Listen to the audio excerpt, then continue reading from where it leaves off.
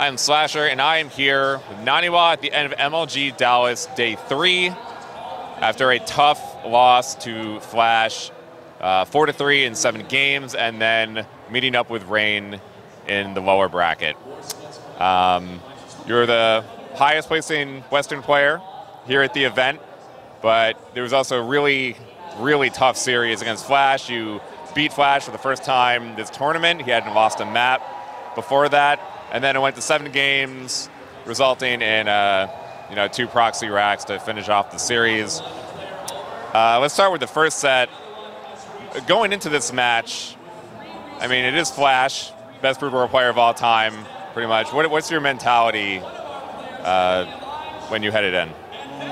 I've learned a lot from Stefano in this regard. I asked him about the Brood War players, that they were really good already. And he said he doesn't give a shit, and it's a new game, so that's the mentality I went in with. I tried to play just the race instead of the opponent these days. Like there's so many mind games and traps you can get into if you overestimate your opponent, so I just tried to treat all players equally. At the third game, you proxied Robo aside his base. Were you saving that for this type of situation?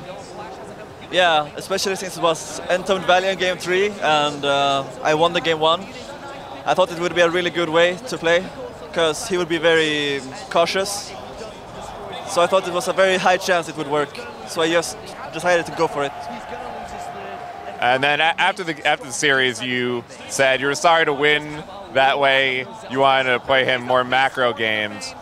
When you said that, did you think you were going to be playing him an hour and a half later?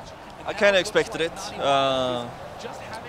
I didn't really pull out all my cards in those games, so I thought I would still have a good chance, but the map pool was really horrible. Like, the MLG system is so fucking bad.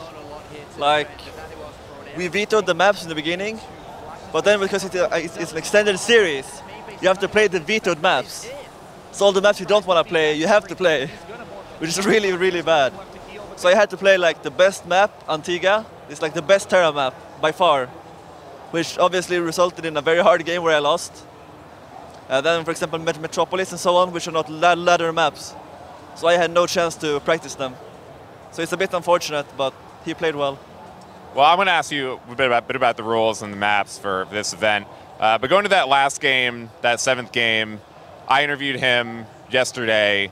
He said to me that he was 90% sure that you were going to fast expand in the 7th game. Why did you decide to do that? Did you think that something like this might have been coming?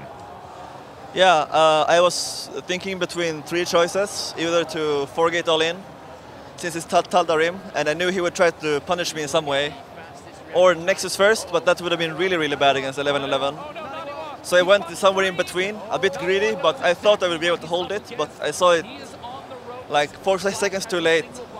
So I made too many probes and gassed too late. I'm not sure I would have been able to hold it still, but I would have had a better chance. Do you think maybe if you had sent the probe cross-map that it might have worked, or if he wasn't able to get that second bunker down near the pylon gateway and the core? Well, basically, when I saw it, my Nexus was so far completed, like it was like 80%. But if I saw it straight away, it would have been like 40%, and I would have been able to get the cannon up, and it would have been able to get a longer game. I'm not sure if I would have been ahead or behind, but it would have been a real game.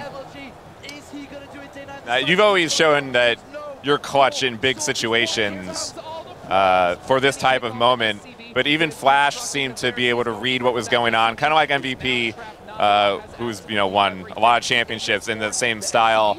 Did you think that this would be something that they would do in the 7th game? That maybe you should have gone kind of all in how you do yourself? Exactly. Like as I said, I was thinking between 3 choices, but well, I like to rely on my experience because I've played a lot of tournaments. But he has also played like equally much, but he's played even more high stakes than me. So when I don't dare to go for the full thing, he even if he loses, he accepts it.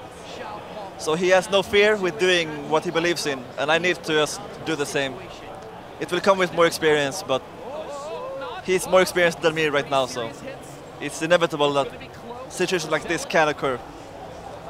Then you went down into the lower bracket, and of all the players that you could have matched up against in there, you meet up with Rain, who just won the OSL, and has pretty much shown lately that he might be the best Pro Toss player in the world. What was the mentality going into there? Especially it was the first big PvP of the tournament, pretty much. Yeah, basically when I saw the tournament players, I thought that if I don't play Rain, I can win the tournament. I would have a decent chance. Like, I'm not very good against Zerg, but I would be confident in a few games. It's very unfortunate that I played Rain, but the mentality I went in with was, even if I lose, I will learn something good. So I just tried to give it my best. And unfortunately, I was way closer to win than I would have liked to.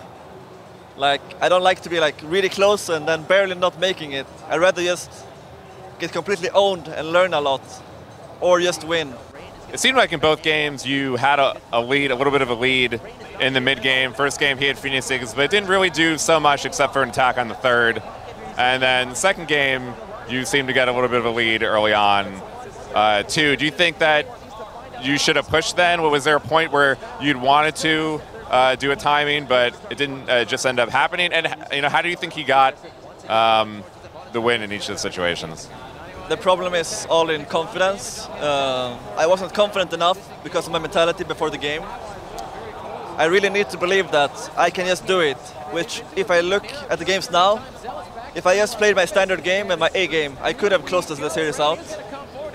So that's my mistake. I should have not given him so much respect in the games. That's the biggest thing.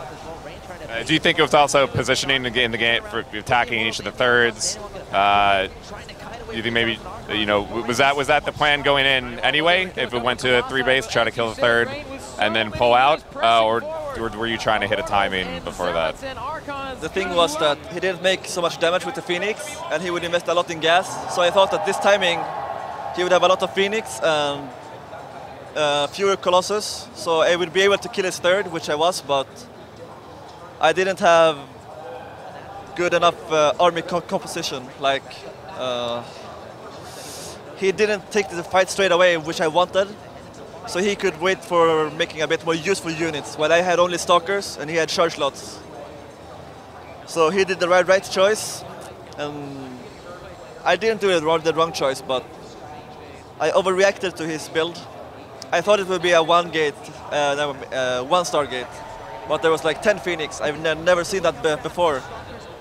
So I reacted on the fly, but my decision making was correct. Just the reaction was too much. Like, as I said, it's all self-confidence in the end. If I had more confidence, I would be able to micro better, position myself better. But now I played while shaking a bit with my hands, and the nerves are always my biggest problem. Always. You did finish as the top Western player here, and you're still playing in Korea. Were you satisfied? Are you satisfied with your results this weekend? Of course not. I don't practice to lose. I practice to win.